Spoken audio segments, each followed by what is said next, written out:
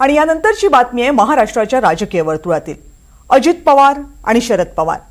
महाराष्ट्राच्या राजकारणातले हे दोन अत्यंत महत्त्वाचे चेहरे, एकाच कुटुंबातले, एकाच पक्षातले।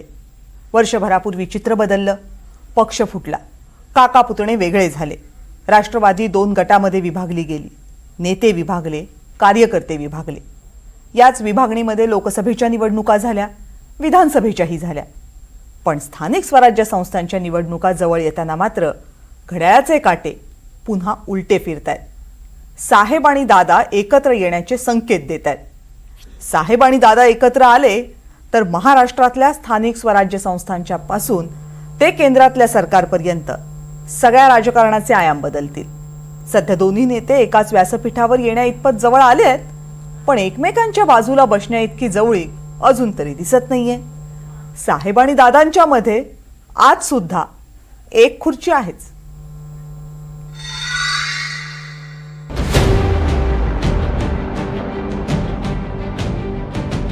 राष्ट्रवादीच्या दोन गटांमध्ये फूट पडून जवळपास वर्ष होऊन गेले, पण आता दोन्ही पवार पुन्हा एकत्र येणार का?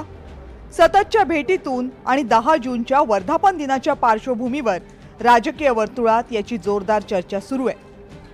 पण पुण्यामध्ये आज जी दृश्य दिसली त्यावरून तरी काका पुतण्यांमधले मतभेद मिटतील असं दिसत नाही।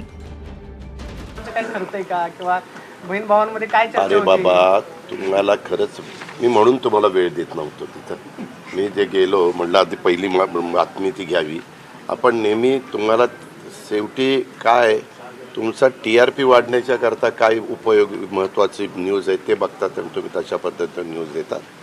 आम्ही आमचं काम करतोय। जो तो पक्ष, ज्या त्या पक्षाचे नेते, त्यांची कार्यकारिणी आणि त्यांचे कार्यकर्ते प्रत्येकजण आपापल्या परीनं काम करतायत। 4-1 महिन्यातच स्थानिक स्वराज्य संस्थांच्या निवडणुका आहेत।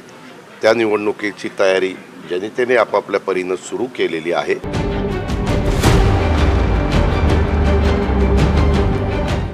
शरद पवार आणि अजित पवार एकाच कुटुंबातले, एकाच पक्षाचं नेतृत्व करणारे, पण गेल्या जुलैमध्ये राष्ट्रवादी काँग्रेसमध्ये फूट पडली आणि पक्षाचे 2 तुकडे झाले।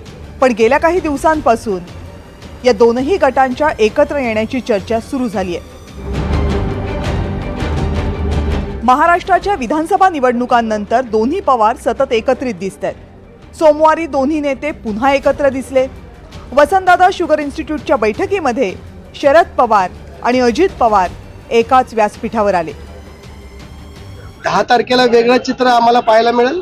सुप्रिया पवारांचं माहिती नाही मला कोण कोण कुठे कुठे आहे, त्यांच्या ऑफिसला माहिती असेल कोण कोण कुठे। मी स्वतः आता चालले इंदापूरला, इंदापूर करून मी दौंडला जाणार आणि दौंड करून मी रात्री दिल्लीला जाणार, कारण का उद्या इन्कम टॅक्सची जी सिलेक्ट कमिटी आहे त्याची महत्वाची मीटिंग आहे। क्लॉज बाय क्लॉज त्याचं डिस्कशन सुरू झालेलं, म्हणजे उद्यापासून होईल। त्याच्यामुळे उद्यापासून इन्कम टॅक्सच्या सगळ्या महत्वाच्या मीटिंग, कारण का 1 जुलैच्या आधी आम्हाला बिल फायनल करायचंय। राष्ट्रवादी काँग्रेस शरदचंद्र पवार पक्षाचे रोहित पवार हेही सध्या दोन्ही गट एकत्र येण्यासाठी अनुकूलच दिसतात। अजित पवार यांच्या गटाची भूमिका मात्र वेगळी दिसतेय। खरा दावा दोघांचाही आहे। तुम्हाला काय अडचण? आणि दादा दोन्ही राष्ट्रवादी एकत्र येण्याची शक्यता बोललं जाते, काय तुम्ही? मी तुम्हाला सांगू का, हे ठाकरे बंधू त्यांच्यामध्ये थोडंसं सकारात्मक अशा काही न्यूज आल्या, पण मला पत्रकार मित्रांनो तुम्हाला सांगायचं की त्या पक्षाचे नेते ठरवतील ना। त्याच्यामध्ये जर काही त्यांचं चाललेलं असेल उद्धवजींचं आणि राजजींचं, तर त्यांचं ठरवतील, त्यांचं त्या बाबतीमध्ये जाहीर करतील। शेवटी त्या पक्षाचे जे काही समर्थक असतात, पाठीराखे असतात, हितचिंतक असतात, त्यांना जे काही वाटतं ते कार्यकर्ते बोलून दाखवतात। तसं आता ह्याही संदर्भामध्ये ते सुरू झालं की तुम्ही हे सुरू केलं। एकीकडे 2 ठाकरे एकत्र येण्याच्या चर्चा सुरू असतानाच आता 2 राष्ट्रवादींच्या एकत्र येण्याच्या चर्चांमुळे स्थानिक स्वराज्य संस्थांच्या निवडणुकीमध्ये महाराष्ट्रात चित्र वेगळं दिसलं तर आश्चर्य वाटायला नको।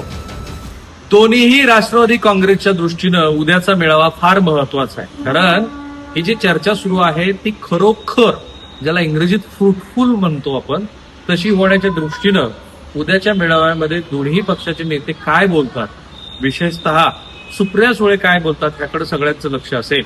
आणि कार्यकर्त्यांना की ज्यांना 5 वर्ष विरोधामध्ये राहायचं नाही त्यांच्यासाठी तर उद्याचा मेळावा म्हणजे अत्यंत महत्वाचा राजकीय इव्हेंट.